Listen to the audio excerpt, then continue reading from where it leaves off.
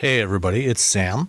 We've got a little bit different episode again this week because I am traveling to Omaha, Nebraska to take part in Operation Frodo, where with about 16 or 17 other automotive journalists, we are going to be driving about 22 dogs rescued in Nebraska to their new forever homes in Portland, Oregon. Nicole is attending a wedding this weekend, and Robbie is taking care of some family stuff. So what we've got is a couple of segments and a couple of interviews. First off, I'm going to be talking with Robbie about GM's big announcement this week that they are stopping funding for Cruise and abandoning their efforts to develop robotaxis and a robotaxi business. And instead, they'll take a lot of the engineering resources from Cruise and fold that into their advanced driver assist and automated driving programs in-house for their consumer vehicles. And then after that, I'll be talking with Chad Kirchner about the new Dodge Charger Daytona, and then a couple of interviews with the CEO of Dodge and the chief engineer on the Charger. All that coming up next. All right. I'm here with Robbie now. This kind of a weird episode with a bunch of segments I'm stitching together. But I wanted to talk to you, Robbie, about what happened with Cruise this week, GM's big announcement. Well, I mean, I've been saying this for a while. Robotaxis aren't going to be profitable for at least a decade. And GM threw about $10 billion at Cruise. And when you're looking at Easier. the thing is that, self-driving cars, robotaxis, those look great, for investors. The stock market really loves AI right now. But at the end of the day, when you're running an actual for real car company, and you have to decide, okay, are we going to continue to throw billions of dollars at this thing that is, it's sort of tarnished our name at one point. A little bit.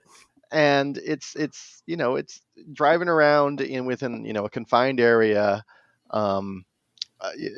is fine, but it's not the promise of autonomous vehicles. It's not the promise of robo taxis, and it's just really really expensive. And there's a lot of there's far more things that GM should be spending money on, to be honest.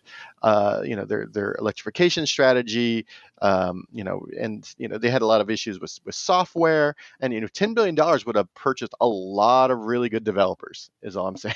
Yeah.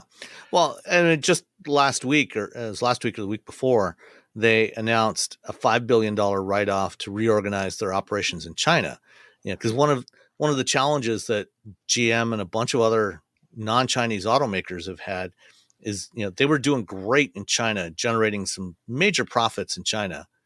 And then in the last 3-4 years, the market has just pivoted almost overnight, where a lot of Chinese car buyers were happy to buy, Buicks and Cadillacs and Lincolns and BMWs and Mercedes, and other non-Chinese brands because, they felt they were better than what the Chinese domestic companies were producing.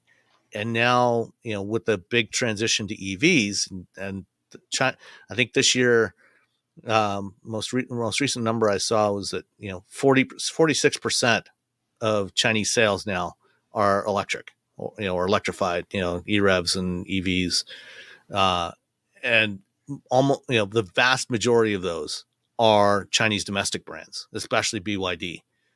And so GM's sales in China have dropped by half in the last 4 years. And so, they're having to do major restructuring there. So they had a $5 billion write down. Plus, you got all the things that are going on here with electrification and all the uncertainty. And they needed to look, where can we stop burning so much money? Yeah, I mean, you've sort of lost the Chinese market because, again, like you said, everyone was buying those other, cars from other companies because the Chinese cars just weren't there yet, and now they are, and they're there at a price point that's pretty compelling. And so they, these the company, especially Buick was essentially like ruled China for a while. It Yeah. was like a surprise. People didn't realize Buick was still around. I'm like, oh no, Buick's still huge in China. Yeah. And now when you Well, lose that, when GM went through its Chapter 11 bankruptcy in 2009, the people from from the government, that were involved in that reorganization process, they came in and they said, let's kill GM. They were already decided, they're killing Pontiac and Saturn and Hummer and all that. Said, let's kill GMC and Buick as well.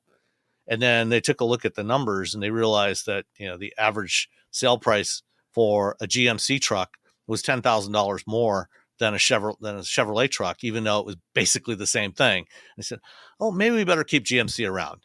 yeah, And Buick, even though they weren't selling very many cars here, they were selling, at the time, 1.2 million a year in China. And last year, I think it was down to like 200,000, 250,000. oof. Yeah. Which is, it's 250,000 is kind of huge. But when you look at the Chinese market, you're like, oh. Yeah, it's a 27 million, 28 million unit market this year. It's almost twice the size of the U.S. market. Yeah. So it's GM has to make tough decisions right now, because it's still a company. They still have to make money. They still have to, they still have shareholders that they have to deal with. They still have They got shares they got to buy back. They got shares they got to buy back, and you have to deal with the uncertainty of a new, administration that may change things. It might not change things. It might change things too much, which might change things just enough for them to be happy. It's just there's a lot going on, and when you look at that, and you look at the like, well, we have all these things that are making money, and then we have this giant thing that's over here that's not making money. Yeah. And Google has with Waymo, Google makes it. Every time you Google something, they're making money off that. Yeah. They've got other businesses that are printing money faster than the U.S. government. So, they can afford to subsidize Waymo for the foreseeable future. Well, I mean, we'll see what happens with the antitrust cases, but yeah, but even if Waymo, like, let's say Waymo wins, it's not like Google's not building cars. no, They're going to sell that software to everyone. And at that point, if Waymo wins, when we get to this point where there is a true robotaxi, which, by the way, I would like the idea of actual true for real robotaxis that can take people around, especially those who can't drive for whatever reason.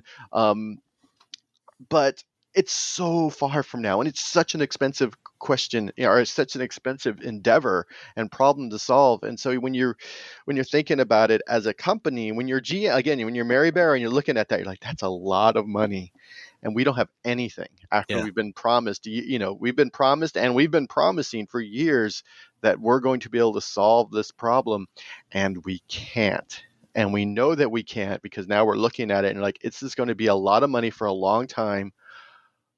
Why don't we stop paying for it, do what we do best, which is build cars, and then when the technology catches up, then we can either license it from someone or put people on it to sort of take what has happened in the world and do that. I mean, it's the same thing with EVs. I mean, a lot of people just sort of waiting and seeing until the hardware and the software and the battery technology caught up, and they're like, okay, now we can do it. You don't always have to be the people who do it. Let other people do it sometimes.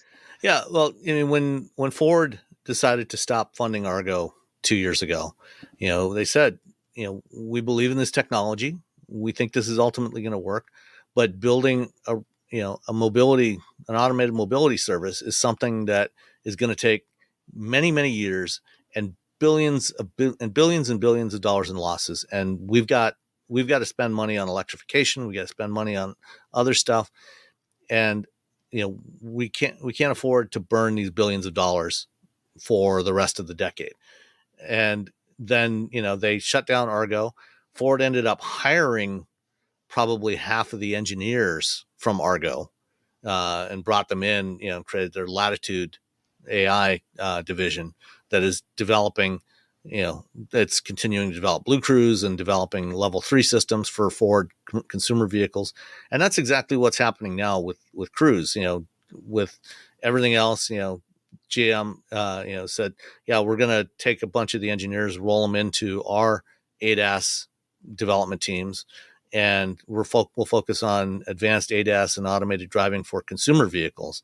What's interesting though, back when the Argo announcement happened, I said at the time and afterwards, that there was a risk that GM would do the same thing to Cruise.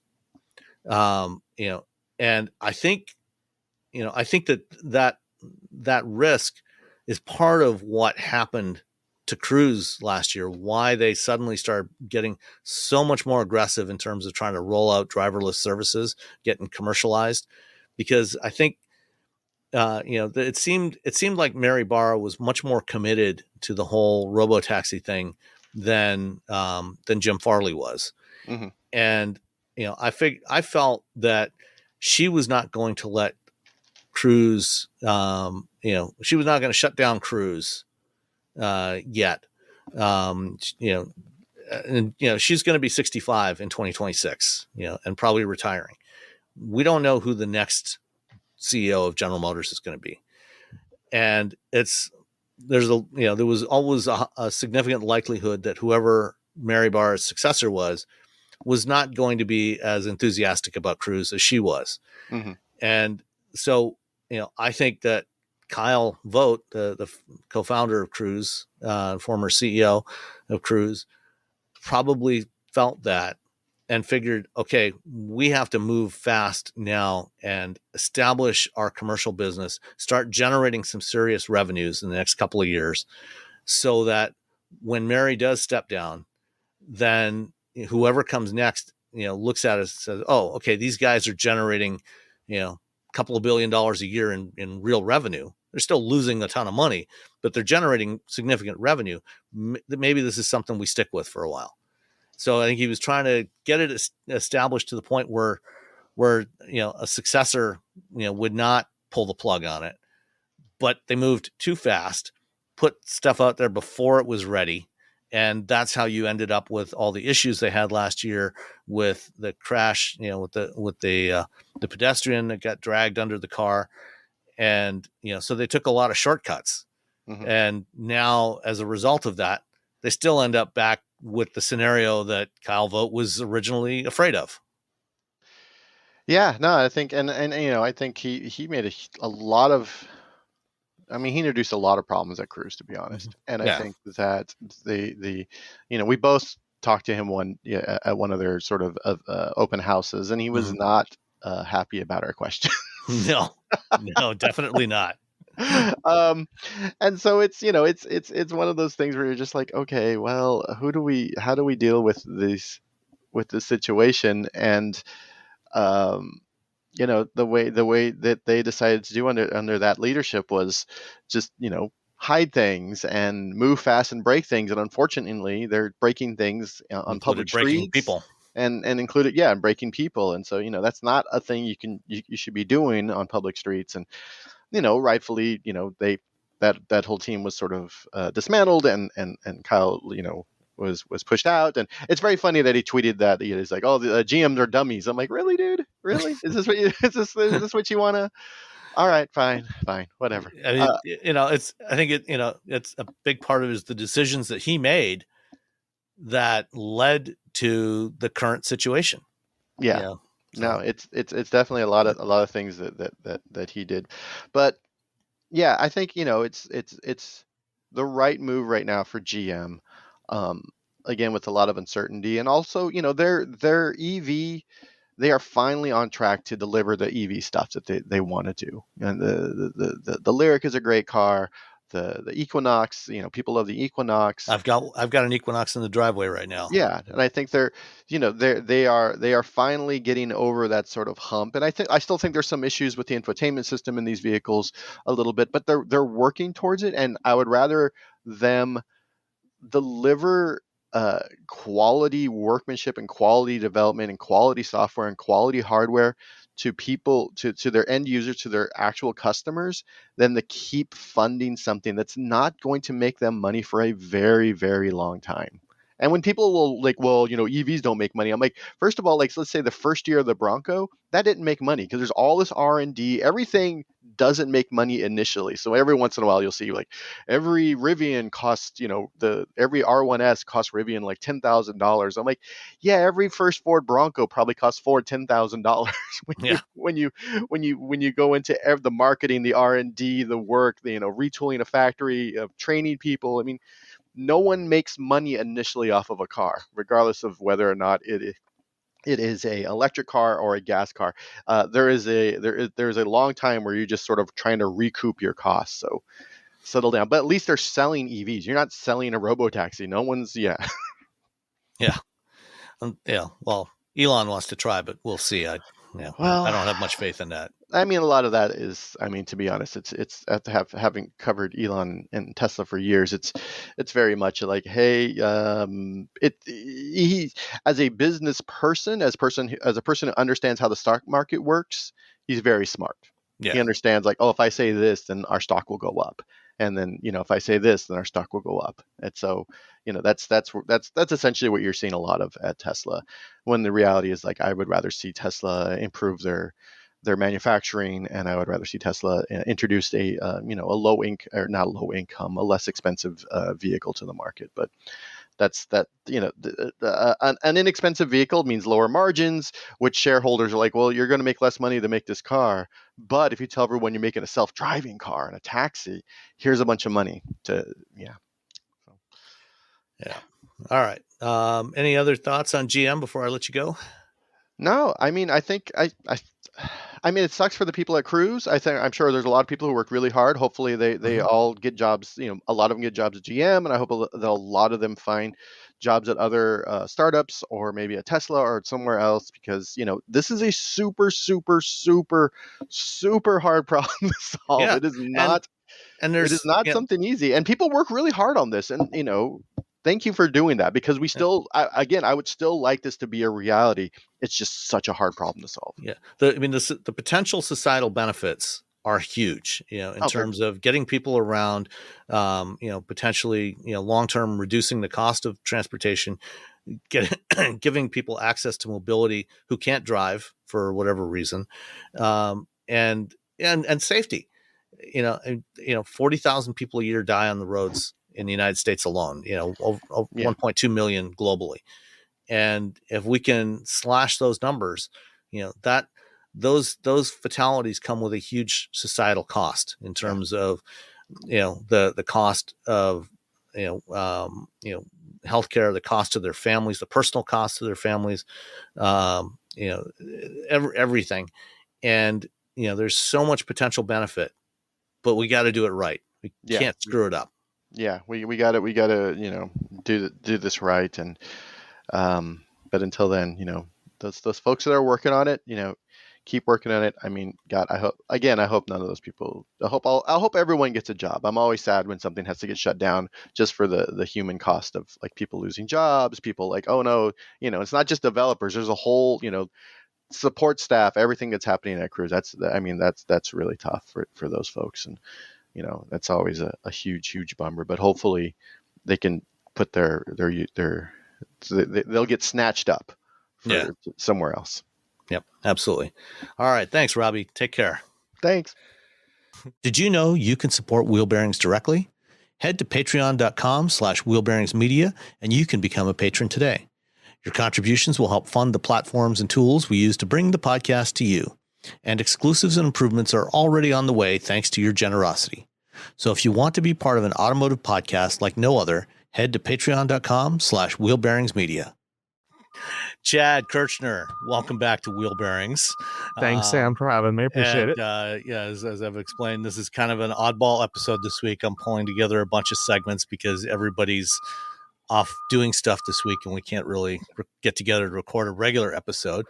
But everybody's somewhere. It feels like. Well, I mean, tomorrow, as we're recording this about this time tomorrow, I should be on a plane heading to Omaha, Nebraska, to drive a couple of dozen dogs across the country.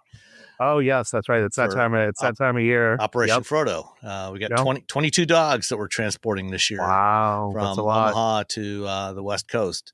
Right. So looking forward to that. But before I do that, I'm trying to put a show together for everybody, because Nicole is she's at a wedding this weekend, and Robbie's off taking care of some family stuff. So you just spent the morning. You're in Phoenix driving something that I drove last Friday. Yes. Or Thursday. Whatever day. Yeah, Thursday. Whatever. Someday. I don't know. I don't even know what day today is, to be honest. I know. I was in Munich earlier this week. I had like a quick turnaround. I spent, I don't know, less than 48 hours in Munich. Flew all the way there. Charger Daytona. That is the Dodge Charger Daytona. The Dodge Charger Daytona. Oh, don't say that, please. No, actually not. American E-Muscle, as Tim Kuniskis called it. As American E-Muscle, though Tim Kuniskis is, I didn't have his return to Ram trucks on my bingo card this year, but I don't think anybody did. But so we're here in Phoenix at the Radford Racing School, which used to be Bob Bondurant's thing before he basically retired and was sold the place and whatever. And the reason why we're here is to do street and, believe it or not, track drives of the new electric Charger Daytona. So the Charger Daytona is the first of the replacements of the old Charger and Challenger, which I believe, correct me if I'm wrong, was based on a platform that more or less came out in 1998. Somewhere in the late 90s, somewhere between 96 and 98. I'm not sure exactly which year. I think the first iteration might have come out as early as 96 or 97. Okay. And that LX platform is based, at least in part, on that Mercedes platform, because at the time, Chrysler was part of Daimler Chrysler, and so the folks in Germany allowed them to use some of their obsolete components. And it actually, as old as that platform was, it actually worked surprisingly well still. I will say that they managed to really optimize. They used every part of the pig. Excuse the the analogy, but like they really and the thing was, like, even as the car got, really old, it still drove well. You could still put some new stuff in it. The rear seats in the Charger, I think, was where you really kind of noticed that old platform, because you didn't have as much leg room as you would in, let's say, a modern Camry or an Accord or things like that. I think that's kind of where you suffered. But really, the driving experience has always been, at least I thought, has always been pretty solid. But this is all new. This is built on Stella Large, which is their multi-energy, full-size platform, modular, whatever, blah, blah, blah. That is underpinning this. It's underpinning Wagoneer S. It's underpinning Recon, I believe. And other stuff potentially to come. Yeah, and other stuff yet to come. Maybe the entire new Chrysler lineup, if that ever appears. Maybe. And this is a very different experience. And not just because there is electric motors instead of a Hellcat up front, but it is the first true, I'll say, high performance Dodge Charger or Challenger that has all-wheel drive. They did all-wheel drive, of course, on V6 models in the old generation. All-wheel drive variants with V6s, and also police cars. The police version. But still nothing with the 600 some horsepower that you can get on the Scat Pack here. So this is kind of like their first real high performance, mass produced all-wheel drive At least as a Dodge, yeah. Because there was the Jeep Grand Cherokee Trackhawk with and also the Durango Hellcat was also the Durango Hellcat, yeah. So as a car, it's either a sedan or a coupe for sure. And it also is it's Dodge's foray into trying to make an electric, or they're trying to answer the question of what an electric Dodge muscle car is. And I came into this drive with a big question mark because I don't know what that answer is. I mean, I'll defer you a little bit on it, but I also still kind of have a few question marks. Like I drove both versions of the car. So at launch, so showing up with dealers maybe before the end of the year, if you live sort of close to Windsor. At launch, there's going to be an RT version with the Stage 1 upgrade. And then there's going to be a Scat Pack that comes with the Stage 2 upgrade. And those are the two launch two doors. At the beginning of next year, earliest next year, there'll be 4-door versions of that. And then mid to late next year is the gas powered, the Hurricane straight six with the 8-speed, I believe. Yeah. I mean, not to like jump all the way to the end, but I like the car, but it didn't have as much fizz as maybe I'd hoped for. It's weird because because my main question is almost sort of who is this car for? Because the most anti-EV sort of people out there are the ones that kind of are big V8 Dodge fans, or they're big gas guzzling truck kind of fans, and this is sort of like the antithesis of like all of that. This is so different. It's quick. I mean, with the Scat Pack 2, with its power shot mode, it's like 660 horsepower, which I mean, it's proper quick. I mean, all EVs are quick. Yeah. Well, I mean, it's quicker than the Hellcat Red-Eye Charger and Challenger were. Yes. It's about 0.3 quicker to 60, even though it has less power and less torque than that Red-Eye Hellcat had, and it's heavier. In part because it's got that all-wheel drive, it can actually put the power and the torque is instantaneous. So except every time that I launched the car, I would spin the tires. So as this car kind of sits right now, at least today, it's still very tire limited in performance. Were you driving? You haven't driven it on the track yet, right? I haven't. Yeah. So the street cars, at least when we were there last week, the street cars were on Goodyear all season tires.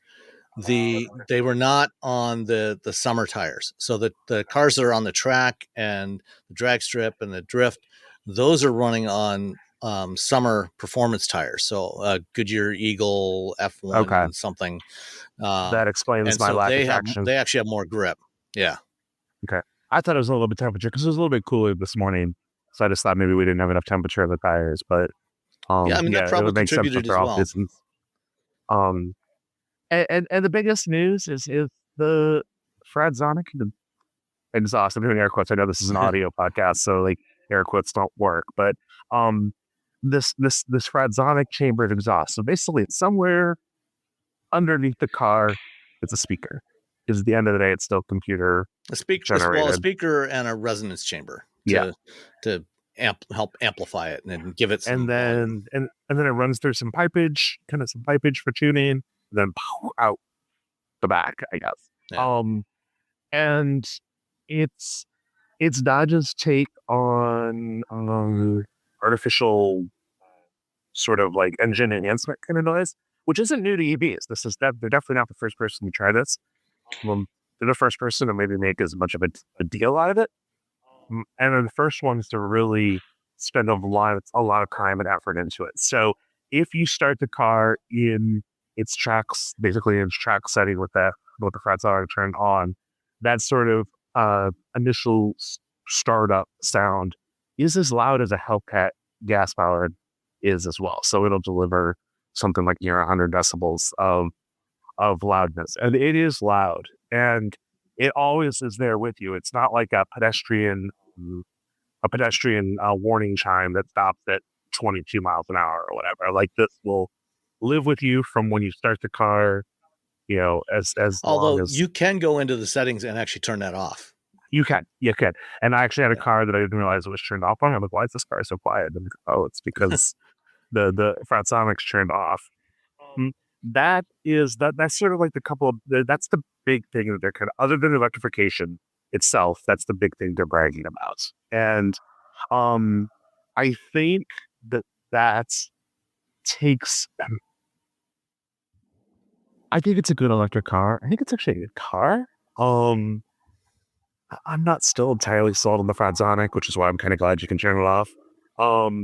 Though I do tend to like artificial engine noises or artificial simulated noise when I'm driving sportingly, because I think a lot of people, if you've never driven if you're used to driving sports cars and you've never driven an EV, you kind of don't realize how much senses you lose when you can't really hear anything. Like when you lose that kind of perception of speed from having a gas powered engine. I mean, we use, well, hopefully we're not using our sense of taste, but we're certainly using our other senses: touch, sound, vision. When we're driving, especially when we're driving quickly, and that was the whole strategy behind the Ioniq 5N, the Hyundai Ioniq 5N, is to give you that feedback about what's going on, so that even if you're not looking down at the fake tachometer, you're still getting that feedback about what's happening, and there's a muscle memory connection between what you're hearing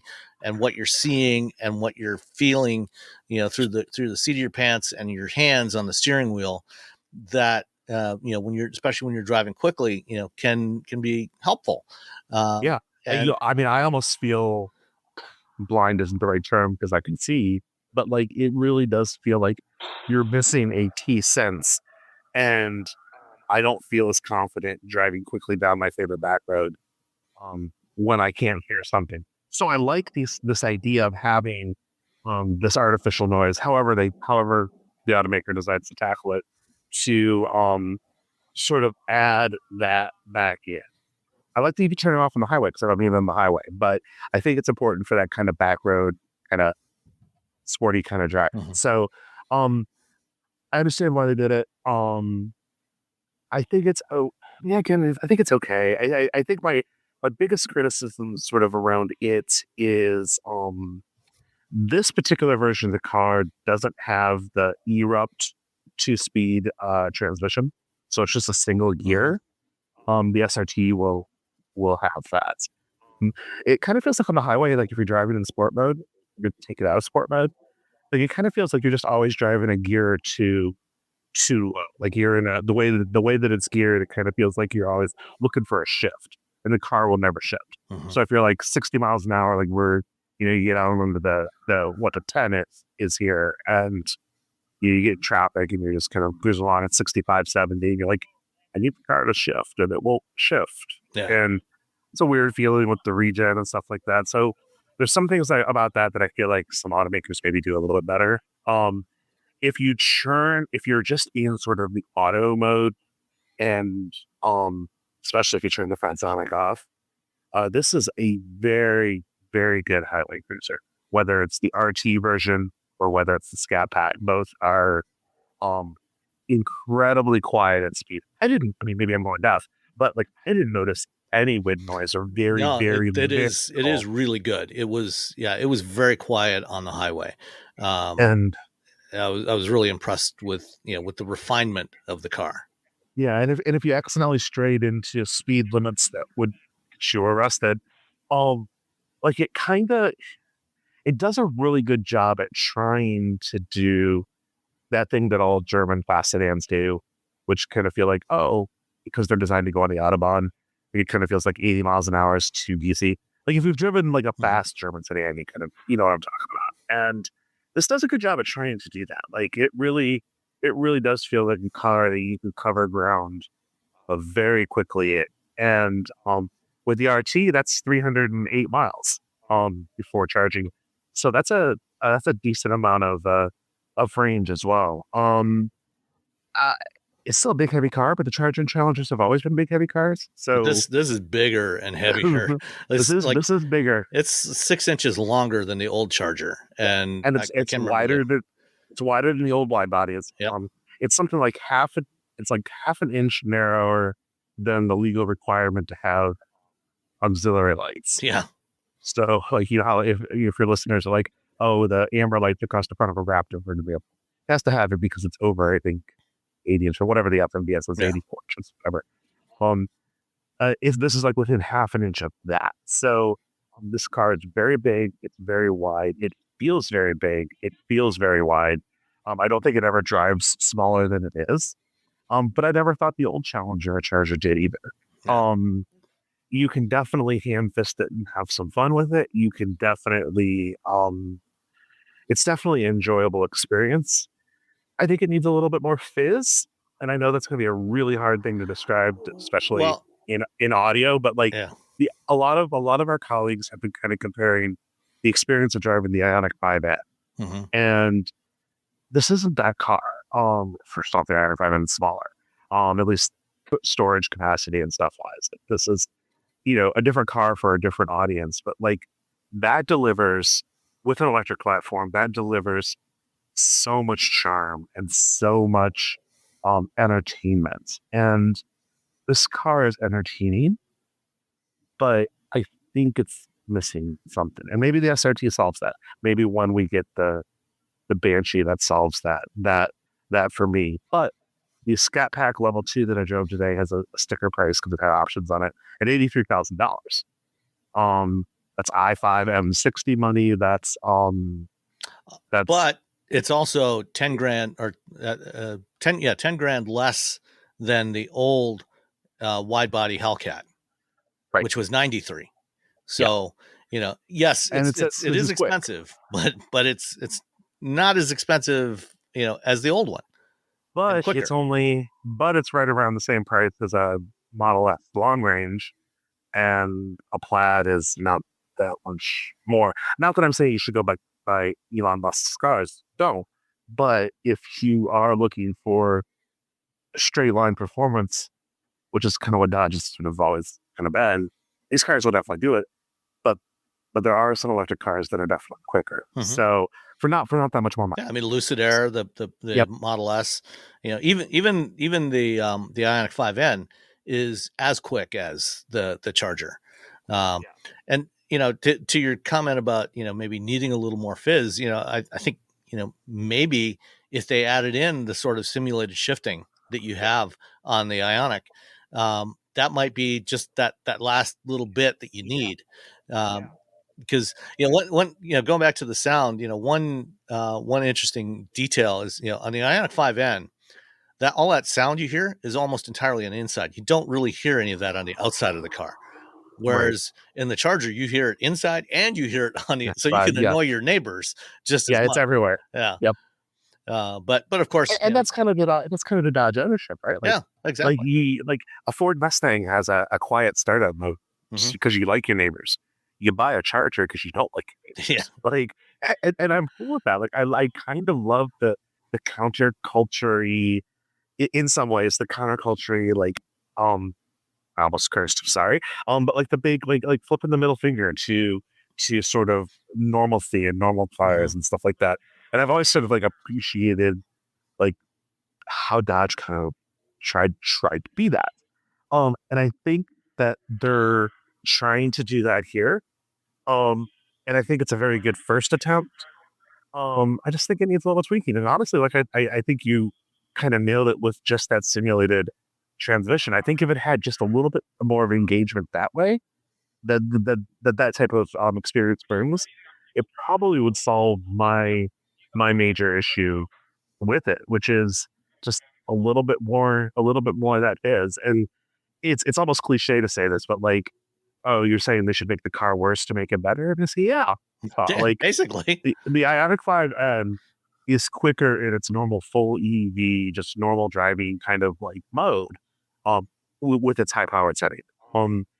You're slower when you use those simulated transmission because it's limiting torque to map out torque curves and things like that.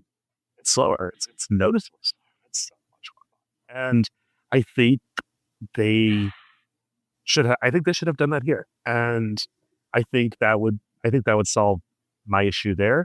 And I'm hoping that when the SRT version, which as of now is still probably going to be called Banshee, as of 20 minutes ago, Matt said he's like plan, then that will have a 2-speed transmission. And hopefully that delivers, kind of some of that experience back. The Taycan has that 2-speed. It's not the same as obviously the simulated 8 that's in an Ioniq 5N, but it does add a little bit more of that kind of feel, I think, to the car. But the great thing about this is that all of that stuff in the Ioniq 5N is done in software. And the Charger already has paddles on the steering wheel that under normal conditions are used for tapping the regen up or down, which is the same as the Hyundai. And so you could easily throw in a software update with simulated shifting and use those same paddles just as you do on the Ioniq 5N. So you could do the same thing and you could give it different sounds. And I'm sure it's only a matter of time before we start seeing software update packs available through Mopar, that enable all kinds of things. There's all kinds of possibilities. I think they've got the core of a really good car there. Yes. Absolutely. This is for if certain other cars didn't exist and this was Dodge's first attempt at this, I think it'd be saying, oh, hey, it's brilliant. It's a very, very good first effort, honestly. And you kind of don't need to count the Fiat 500e. Like, this is the first Stellantis North America, like, real, like, electric car. And I think they're 90% of the way there. And there's some things I didn't even talk about. The space. It has a front trunk that's bigger than the GMP cars. It's not quite as big as like a Tesla Model Y or a Mach-E, but still a good amount of space. And you have that lift back. There's so much. It's so practical to have a giant hatch open in the back of your two-door coupe to throw stuff in, whether it's a new set of tires, to go to the track with. That was the example they gave back in the early part of this year when they first showed us the car. Is they said, with the lift back, you can, and you fold the back seats down, you can fit 4 tires in there, 4 wheels and tires. And so you can go to your track day, put your track tires in the back, or go to the drag strip, get there, and put a jack in there, get there, swap out your tires to have your fun. And then when you're ready to go home, put your street tires back on, and all that stuff fits in the car. And it's pretty impressive. Yep. And according to, I don't want to overstep on anything that you talked to Audrey about, but earlier I was asking her about track mode because that limits your power by a decent amount, but it's designed so you can repeatedly do, laps at a track with that. And she was saying she doesn't believe that it starts to derate at all performance much before 50%. So some EVs, like, really, like, especially Teslas, for the longest time, like, you got below like 90% state of charge, you start to notice your performance hit. So to know that they put some effort into it to, make sure you could really go through a whole lapping session, whether it's a 20-minute session or 10 laps at X track or whatever, like, knowing that they have that thought process in there, I think is smart engineering. I still think this car is too heavy to go to anything other than a drag strip. But that's me. Yeah, I mean, it's nearly 3 tons. It's like 5,800 pounds. And the reality is, most people are not going to take this to a road circuit. They're going to take it to the drag strip. And there's going to be more of these direct connection upgrade kits, and of course, the Banshee version that are going to be, significantly quicker than this. Yeah, that'll be 800 volt, but on a 2-speed transmission, so it'll have a much higher top speed. These are all limited to, these all have a top speed of 135.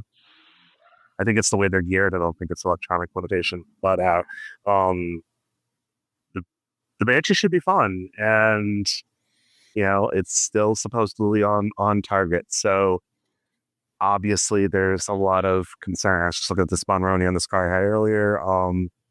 Like 35 parts and carts content was from Mexico, and they're built in Windsor. So the tariff going for now, the the tariff, batteries are coming from Hungary, from a Samsung plant in yeah, Hungary. Although So the tariffs are going to hit the parts as they go one way, and then the tariffs are going to hit back, and it's.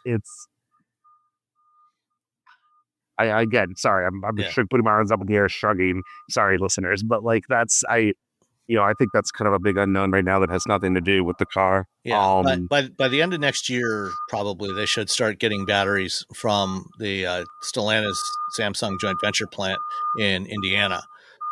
So that will help and should make it eligible for tax credits on a purchase. You can get the $7,500 now on a lease, and assuming that those tax credits don't disappear in the next 12 months, then once they have the U.S. built batteries, then that'll help as well. If it were me, if I were making an actual buying recommendation, I drive a lot of fast cars, drive a lot of fast EVs. Honestly, the Stage 1 RT is more than enough performance for most people. Check whatever options you want. Like if you want the fancier seats, or if you want the carbon interior or whatever, like check those boxes if you want them.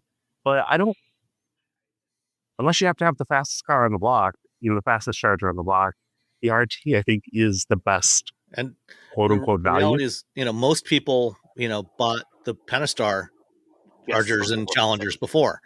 You heard from the Hellcat owners, but the reality is most people bought the Pentastar, or the base 5.7 V8. And it should be worth noting that like this RT is quicker than by far, way quicker than those. Like this is, you still get all of the good stuff because it's electric, and you still get the good looking aspect of the car. And I do think this car looks really good, especially in person. Photos don't necessarily do it justice with the proportions. I think in reality looks awesome. Yeah, the red looks great. I love that R-wing front end. I think I love that more than any other design element of the car. And like I said at the very beginning, this is their first like all new version of this car. So the interior is like, in a lot of ways, makes sense. Like it feels modern, and they had an opportunity to do some interesting design things. Still kind of feels like a normal car, but like they've really had a real blank slate to go with, a real clean sheet to go with. And outside of, pedestrian safety standards and things like that, like this car looks pretty wild in a way that I think Dodge wanted. And I think that if you looked at the concept and you're like, there's no way they could do that. Yeah, they did. This looks it's exactly the same. Yes. One thing you didn't mention, I'd like to hear your thoughts on is driving up the mountain, up South Mountain. Yes. I drove up there. This is a tight, twisting mountain road. Very few, straightaways of any notable length, and a lot of blind corners. I'm curious what you thought about that. It's a big car. Like that particular road, the turns themselves are similar to other mountain passes that I'm sure a lot of people have driven on, or some people have driven on for sure. But it was a very narrow path, and it's hard to. This car is very wide, and you don't ever forget that this car is very wide. So, I think it handled it reasonably well. Like when we were in the Scat Pack with the Track Pack, so we had the fancy suspension, the better brakes, and all of that. And I think it was competent at doing it. It was definitely more competent than any of the gas-powered cars from Dodge that I've driven doing that. And I never get bored of like an instant power out of it. Like you never have to wait. So even if you screw the corner up, you can easily fix your mistake by just hitting the go pedal.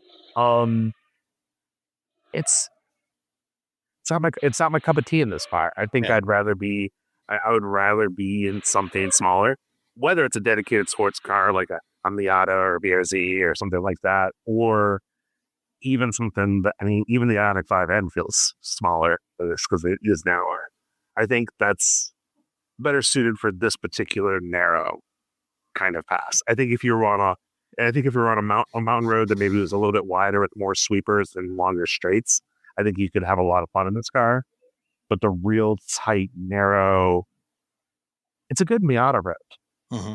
Oh yeah, and I mean it's a good Miata road. Yeah, this isn't a Miata. Yeah, I mean it is like you say, it's a big car. It doesn't feel as heavy as it is, which a lot of that is due to a lot of that weight being down low because of the battery under the floor. Yeah, this is their best weight distribution. But I mean, obviously the width is a challenge on a road like that. Especially because it's like almost every other corner is a blind corner. And so you do have to take care to make sure you don't cross over the line and stay in your lane. And I mean, there were, at least on the day we were there were quite a few cyclists going up and down as well. Yes. And the only real dynamic issue I had with it was the steering. The steering, is precise, but it has no real feel to it. There's no. Even you put it in sport mode, track mode, it's a little better, but not much. And so there's not really any steering feedback. But aside from that, the rest of it, it behaves really well as long as you take care to stay within the lane. Yeah, and if you do sort of have to do kind of a more of a handover, like kind of a turn, like if they're a really sharp turn, I don't necessarily care for the squircle either. Yeah.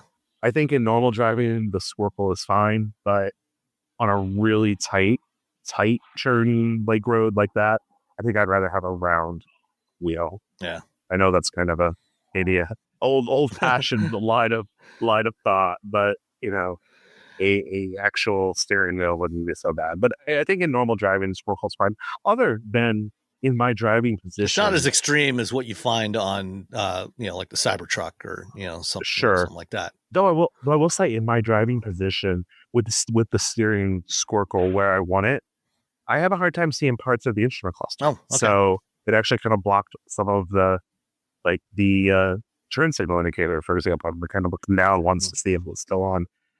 One thing that I haven't talked about that I absolutely love is they have the optional blind spot view camera thing. So if you get the surround view camera set up, when you turn on your indicator, either left or right, a pop up on the screen, that blind spot view.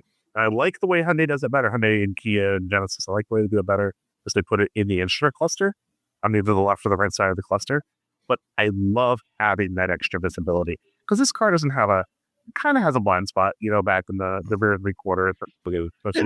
It overall, it's pretty good visibility though. But it is. But yeah, it is, and the front drops off pretty well too. Like the hood's long, but because of that R-Week design, it's really kind of jumps off the front, almost kind of 911-ish in some ways. But it's I love that feature. I want every automaker to have it.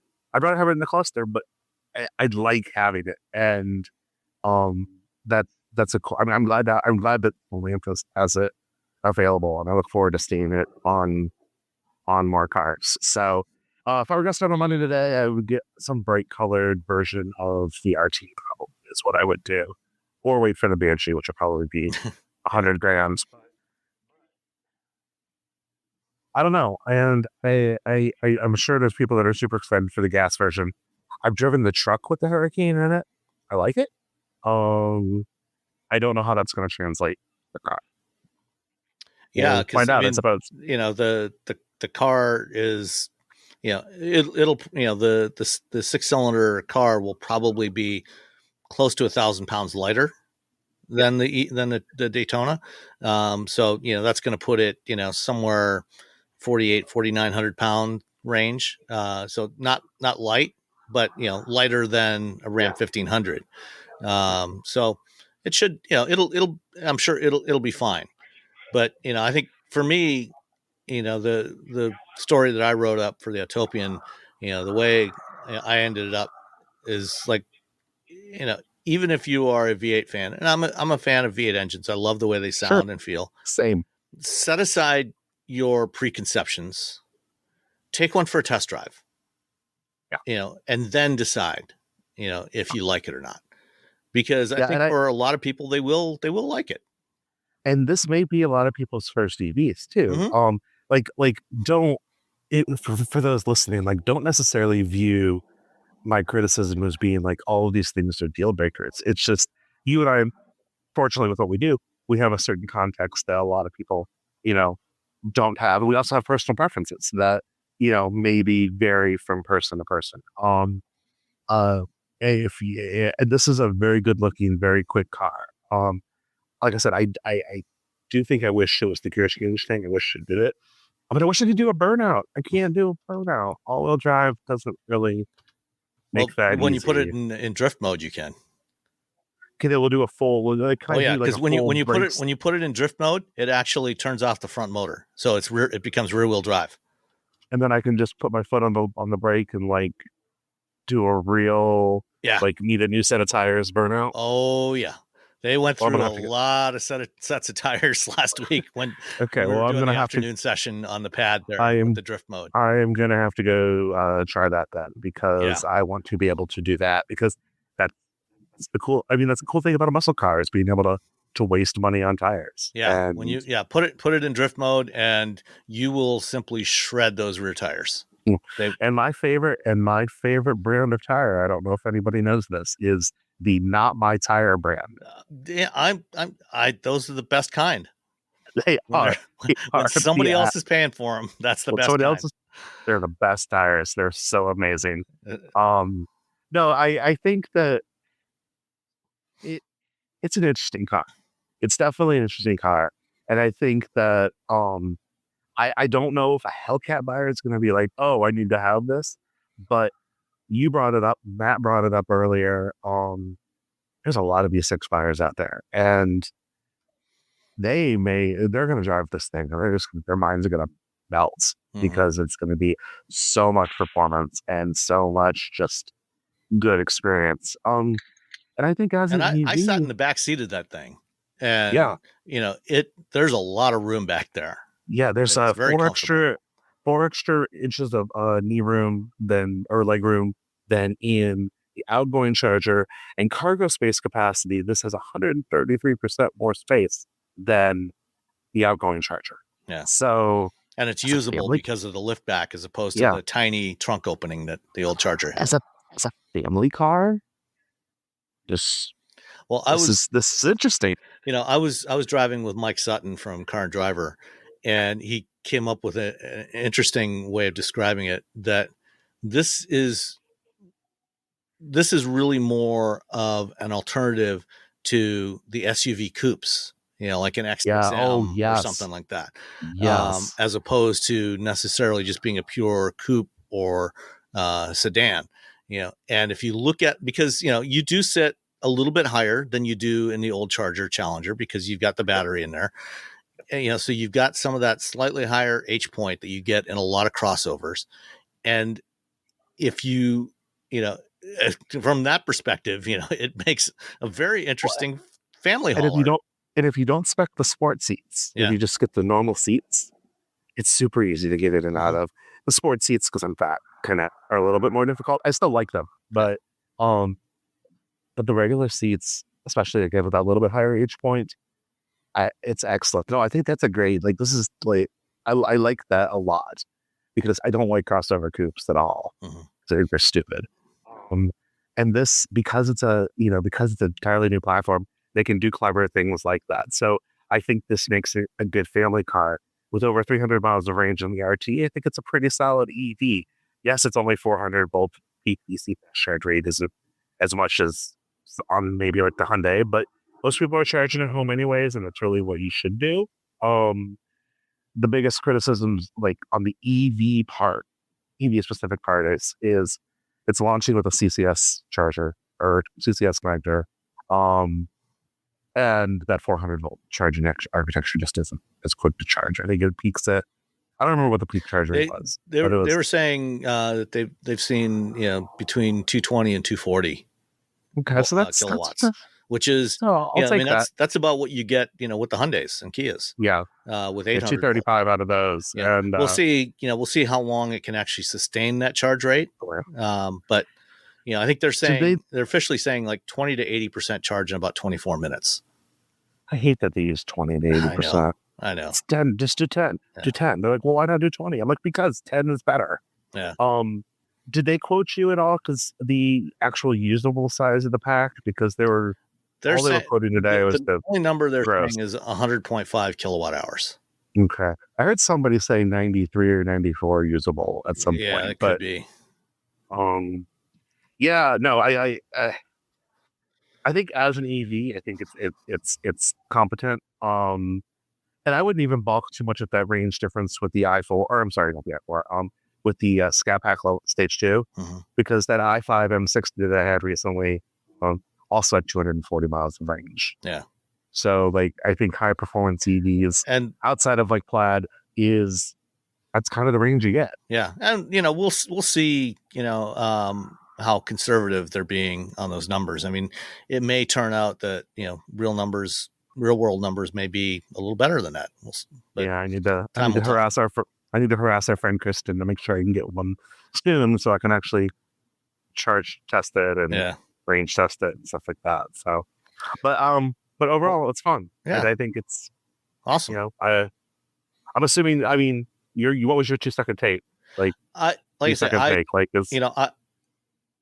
I don't, for myself, I don't necessarily want a car that big, but if I needed a big, 4-5 passenger car, that I wanted to have a lot of fun with, this would probably be the one. I mean, I love the way it looks. I thought, aside from the steering feel, I thought that it drives great. It was a lot of fun on the track. It was a lot of fun to drift it, especially with, that particular brand of somebody else's tires. Yeah, it's the best brand. Yeah. So it was, I liked it a lot. The only kind of complaint I had about the interior was just that panel of the HVAC controls right below the center touchscreen feels kind of cheap, and feels, because the rest of the interior is so nice, especially with the textured door panels and the ambient lighting on there. It looks so good. That one little thing that makes it one little thing stand out so much, but it's not a deal breaker. One other thing I noticed, and I'm going to spoil people with it now too, is that they clearly went with the same headliner supplier as in the old car, because it still kind of has that a little bit cheap kind of feel, like scruffiness to it. Like it looks and feels just like the old headliner in the old car, which is fine. I don't care, but there's some areas that kind of feel a little sus. That panel is, I like that there's a real button. Like I appreciate there's a real button for changing the climate stuff. But yeah, but overall, my picking is very knit. It's not, Yeah, I'm looking forward to spending more time with one, when they get them back here in the Detroit fleet, and hopefully, when it's a little bit warmer out. Yeah. I mean, it was 70. It's 67 now. Then it was 15 when I got on the plane yesterday. So yeah, well, it was like 17 this morning when I walked the dogs. So I was kind of hoping I can stay here. Maybe I can stay here. All right. Well, I appreciate the opportunity to talk about it. Yeah, thanks so much for taking the time, Chad. Appreciate it. And thank you. And enjoy the sun and go shred some tires. I plan on it for sure. Right. Bye. Next up is a conversation with Matt McAlear, the CEO of the Dodge brand at Stellantis. Can't remember. All right, Matt McAlear. This is the first fully electric Dodge. It's the first American e-muscle car. What, I guess, how do you feel about how this car turned out? I couldn't be happier with how it turned out. I think, we set out with the 4 golden rules. It had to look like a Dodge, had to feel like a Dodge, had to drive like a Dodge, and it had to sound like a Dodge. And quite frankly, the designers, the engineering team, it came together incredible in my opinion. But I think the best part is it's not an EV. It's a better muscle car. It just happens to have an EV powertrain for these 2 trims. But it's also going to have ICE powertrains. This is a true multi-energy lineup, and we're using electrification to enable better performance than we saw in our outgoing muscle cars, which is exciting.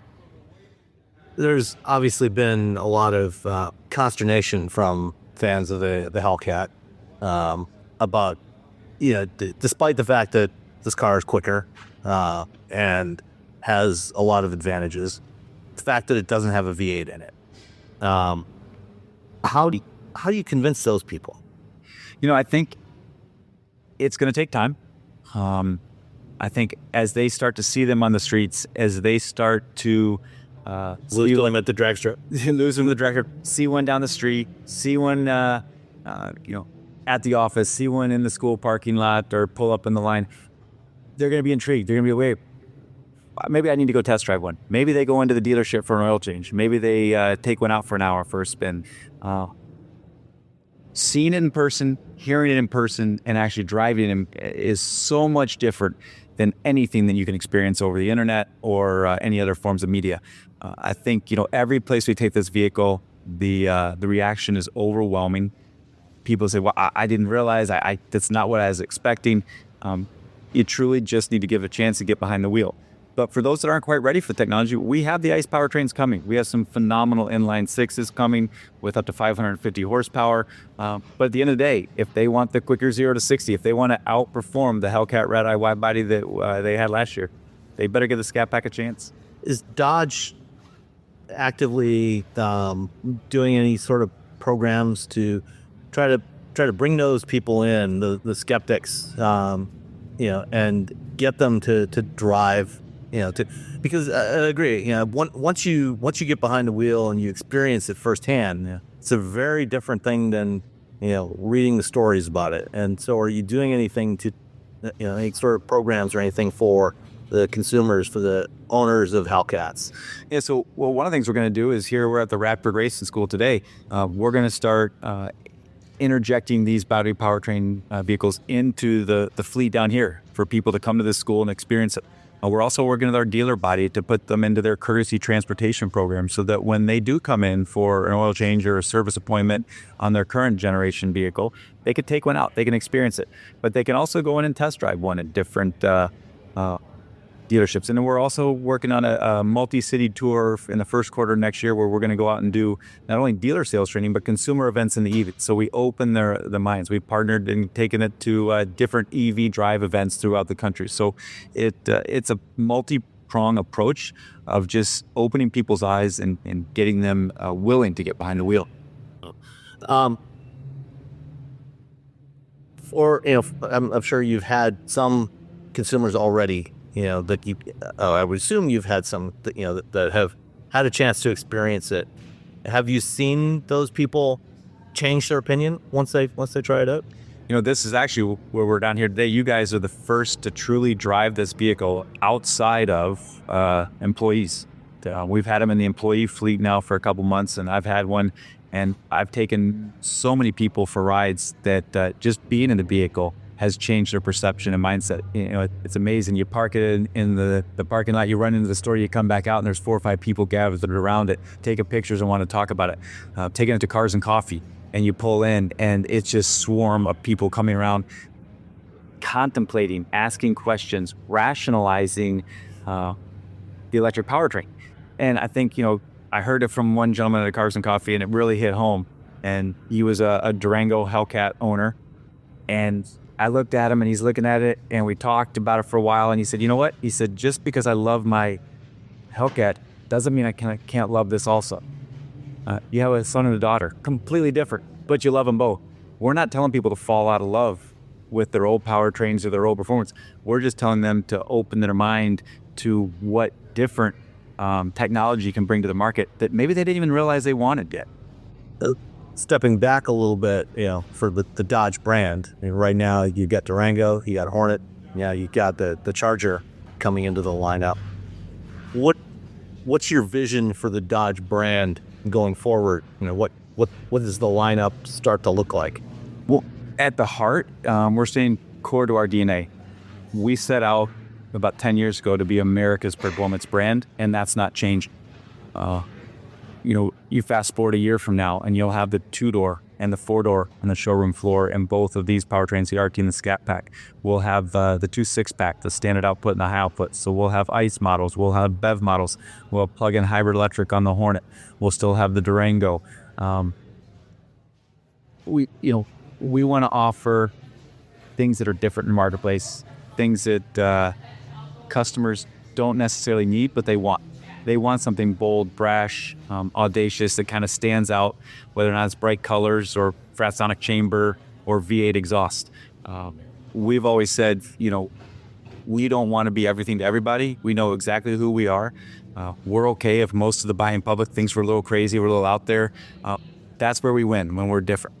Our job is to not bring commodities to market, but truly bring passionate vehicles that people want. Earlier we were talking about the Fratsonic exhaust and some of the possibilities. Do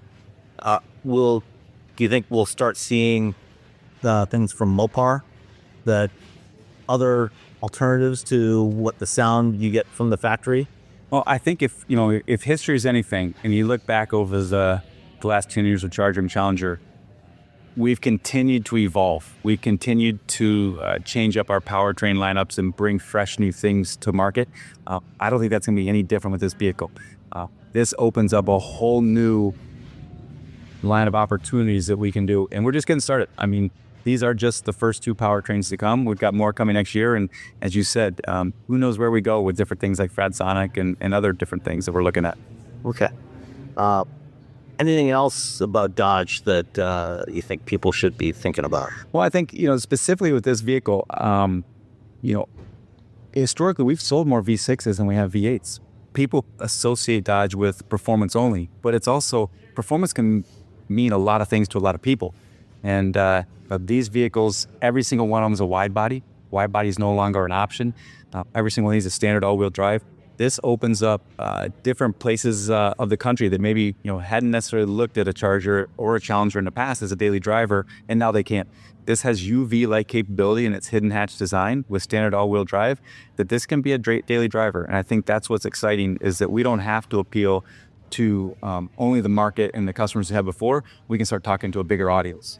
Yeah, well, certainly, that the hatchback, the liftback design, I think, definitely brings up some interesting opportunities. And last spring when you had the backgrounder, I think one of the things that was brought up was, you fold the back seats down, there's enough room in there to put 4 track tires, 4 wheels of track tires in there. Go to the track, swap out your wheels and tires, spend your day at the track, and then when you're done, put your street tires back on.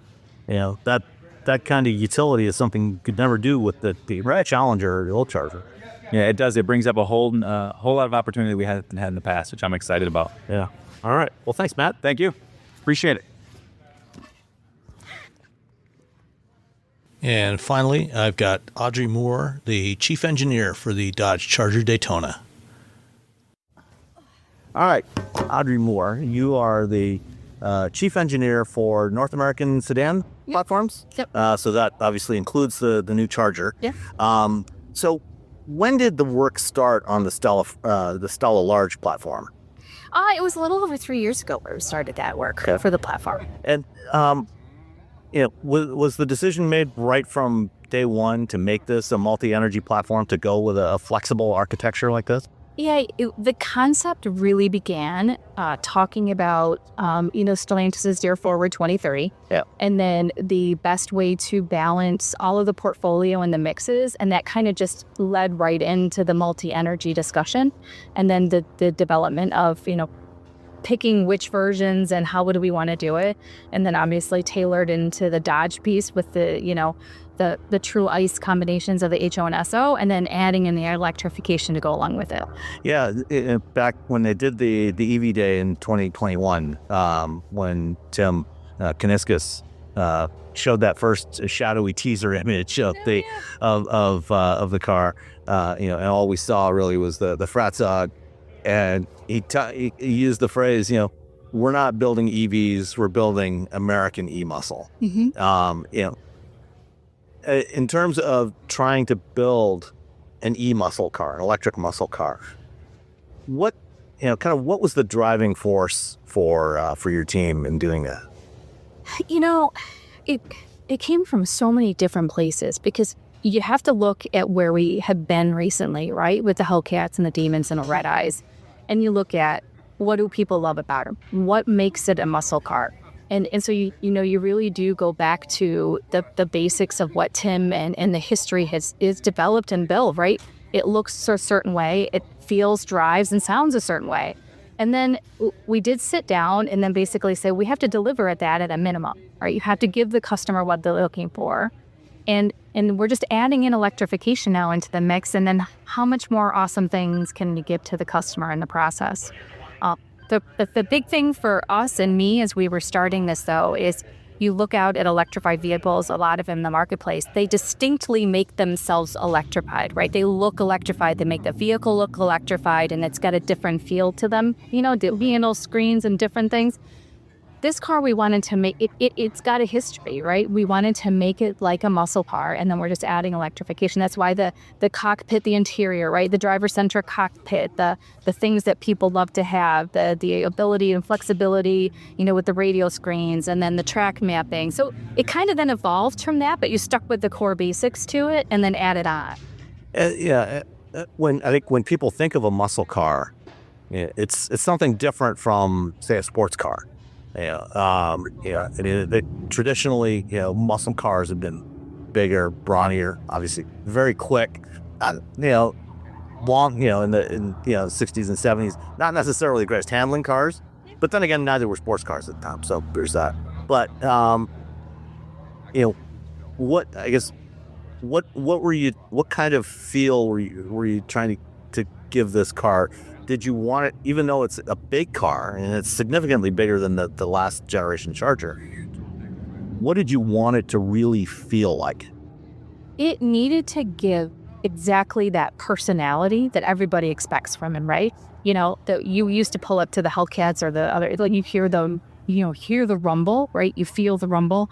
You get into the car, and then all of a sudden your 0 to 60 is there. You can pedal down to the metal, right, if you want to, and you can go as fast as you want. You grab the attention that you want from everyone, and that's exactly what you got to do, right? 0 to 60 in 3.3 seconds, right? Faster than what we've had before.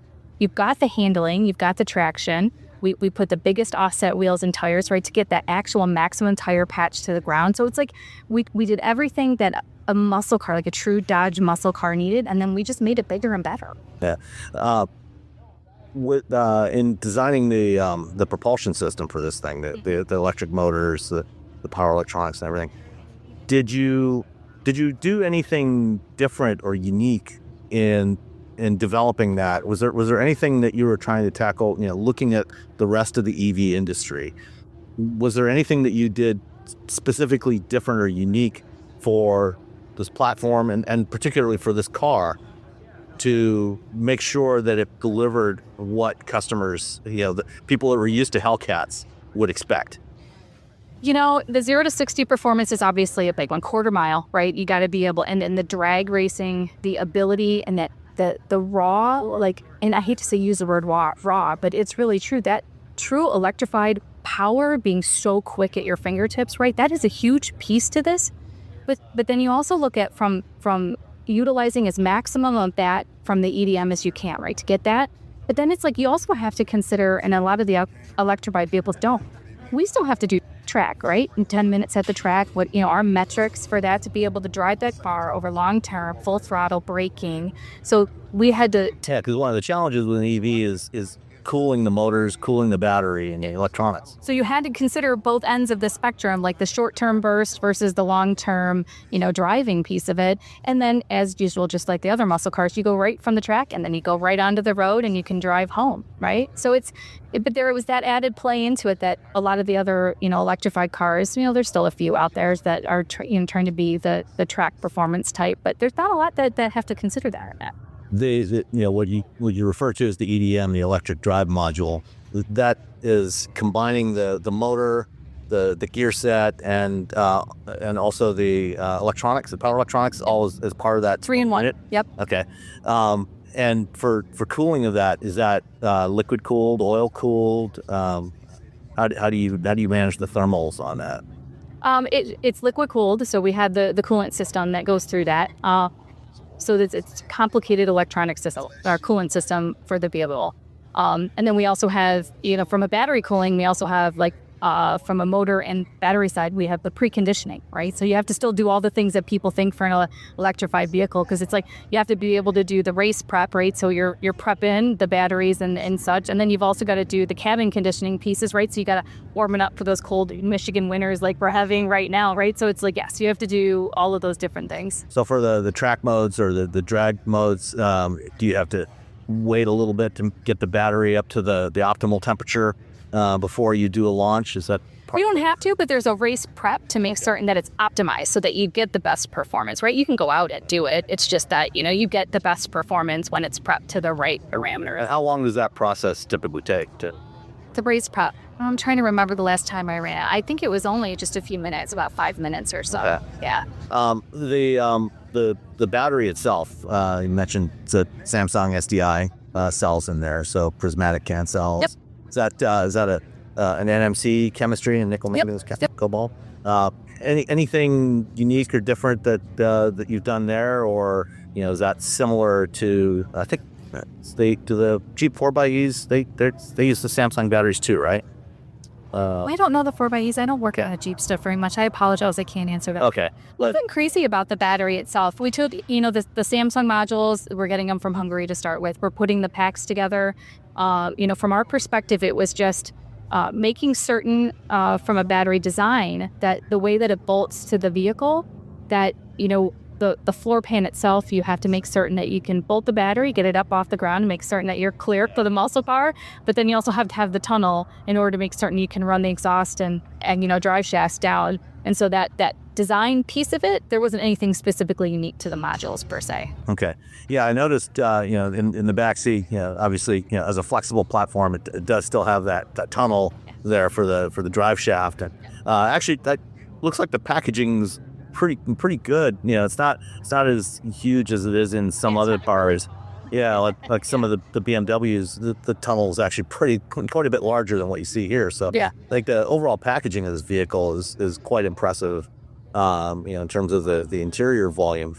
One of the things you mentioned during the presentation earlier was the stiffness of the body in white, significantly stiffer than before, both with and without the battery in place.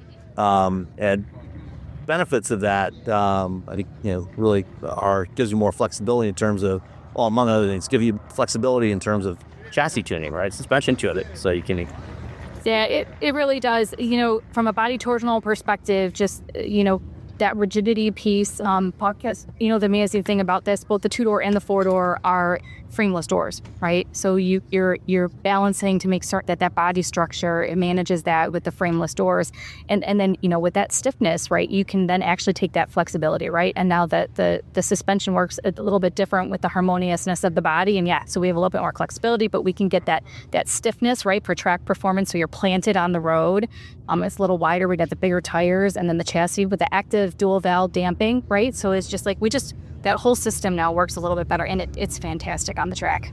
And being able to achieve that while also doing the lift back, having that giant opening in the back, that adds to that challenge. Yeah, that was an interesting piece of the development, not only just for, your NVH pieces of the puzzle, like the boom and the different pieces there. But yeah, that whole surround there, and then with the glass roof, right? Because it's an open structure. So then you have that can start resonating. Yep. So then, and there's no actual cross beams there.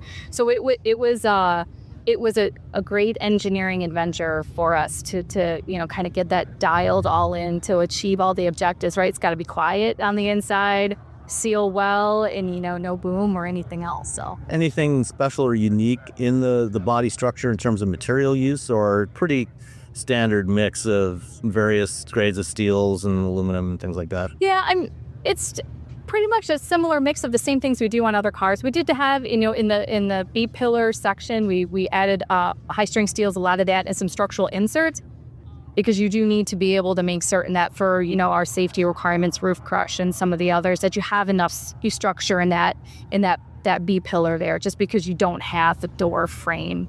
So yeah, there's some structural inserts there and some good high strength in that whole area. Overall, what would you say were the biggest challenges team had in developing this vehicle? Oh, the biggest challenge, I don't know that I would call it a challenge, but this was the first time, like the Fretzonic chambered exhaust. That was probably the funnest part of this. It was because you knew we wanted sound, right? We knew it needed to resonate and needed to balance. And it wasn't just like push play and something comes out of the back of the car. We really wanted it to turn into something that was integrated into the car, right? So that it's you hit the throttle and it makes noise, right? You turn it on and off, you make noise, but it's like engine, RPM, everything, it all moves together to create the sound. So it's a dynamic driving experience with the Fretzonic chamber. So I don't know that I would call it a challenge, but it definitely gave us probably one of the funnest parts of developing the car. And then of course picking the sounds, which were just, that was fun. At what point in the program was the decision made to include the it's from the beginning. Okay. All from the beginning. They started it from the beginning. Had to sound like a Dodge. Was there ever any thought to also incorporating simulated shifting as part of that? Well, it's been talked about, yes. Can't talk about future product if there is one, I don't know. But yeah, we talked about it, absolutely. Okay. And what, I guess, yeah, you mentioned the Fretzonic exhaust. Anything else that you would call maybe your biggest achievement, favorite achievement, in creating this vehicle? I have to say I've always loved, when you get into the car and you can just do whatever you want. So from my perspective, and don't tell the Dodge guys sometimes, but being able to do all the stuff that you can do in this, and some days you can turn everything off and you can just drive really fast and quiet and calm, or, and then the next time you can turn that on and it's like, you can turn the inside ambient to red and you can turn it on drag and you can drive down the street really loud. And, I think that the ability to be flexible with this car and to do all the things that you can, to me, is just one of the best things about it. Can you control the interior sound independently of the exterior? Or cannot. But that has been some of the feedback that I think the cool thing about this is I think I see places where we can go in the future potentially and all of these different things. So I'm looking forward to maybe what comes next. We're not certain yet. You see a potential for maybe offering, different sound options that customers could download? That would be interesting. I'm interested in learning and hearing what people's feedback is, because I think there's probably going to be a lot of discussion about that moving forward. I would assume that, over the course of this program, you've probably been involved in some conversations with customers, we did do some research on it. Yep. What's been the feedback from them? How do they feel that? I mean, obviously, I think, we've all heard, there's a lot of people are not crazy about the idea of an electric replacement for the Hellcat, but what have you been hearing from owners? It's really been truly, like, a lot of people have said the same thing. And when they see it online, when I hear the Fretzonic online, it is not the same thing as it is in person. And it's almost like 180 degrees. The skeptics that come and drive it, they're like, oh, wow. I thought it would sound funny, but it sounds amazing in person. I wasn't certain how it would be, but I drove it and I love it. So the biggest thing that I'm getting back is, this is very cool. This is doing a lot more than I thought it would, and it sounds so good in person. Yeah, one of the interesting things about driving is when we're driving, we use all of our senses. Maybe not taste, but our hearing, our vision, touch, through the seat of the pants, through the steering wheel, and that's one of the things about an internal combustion vehicle is there's so many different signals coming in. Obviously, sound is one of them. Another one, especially with the V8, is kind of that. It almost has a pulse to it, that vibration it's got. Was there ever any thought to maybe trying to replicate some of that, to give that V8 pulse as part of it? Yeah. Well, with the Fretzonic sound system, we actually went and measured the sounds of, like, the turbine that was out there, a V8, right, a V6. We went out and actually, looked at how the sounds of those, the decibel levels and where they come in at. And the Fretzonic actually ties that in to it. Yeah, I mean, when it's sitting there idling, if you listen, you'll hear a pulse in the pulsing frequency in there. But what about like an actual, a vibration? Oh,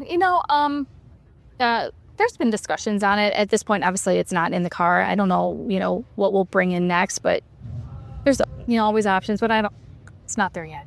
Okay. Well, anything else you want to share about the Charger?